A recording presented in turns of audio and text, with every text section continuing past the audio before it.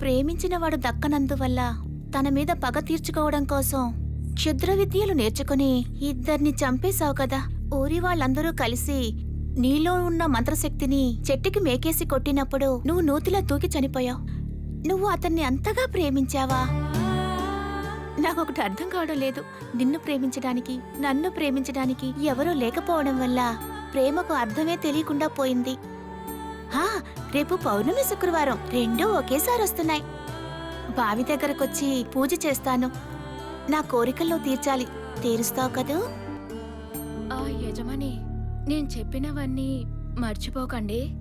అనవసరంగా వీటి గురించి ఆలోచించుకో. వెళ్ళి పడుకో.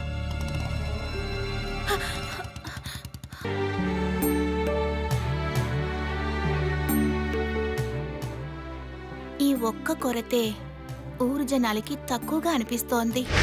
ఒక నల్లటి పుట్టు మచ్చ. ఇప్పుడు అచ్చు పిన్నిలాగే ఉన్నాను. ఇంట్లో వాళ్ళకి నేను ఎలాగూ నచ్చను. ఈ రూపాన్ని చూసి ఊరి జనమంతా భయపడుతున్నారు. ఎలా భయపడకుండా ఉంటారు? ఇద్దరి వ్యక్తుల్ని చంపిన దానివిగా నువ్వు.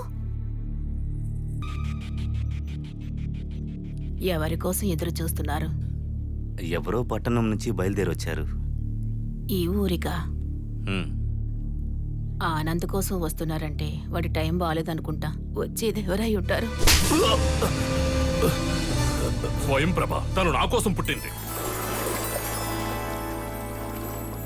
సూర్యకాంతి అనే అంతఃపురానికి ఆనంద్ లక్ష్మణ రేఖ గీశాడు. ఆ గీత దాటి ఎవ్వరూ వెళ్ళకూడదు. అది అన్నగారు, అతను ఒక ఫాదర్ అవ్వడం వల్లే. ఫాదర్ చదువుకోవడానికి బయటికి వెళ్ళినప్పుడు నా ప్రభకి నీతో పాటు 5గురు కాపలా ఉన్నారు.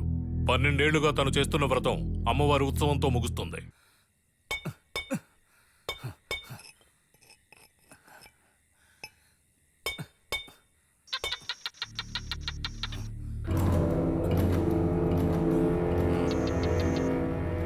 దక్షిణం నుండి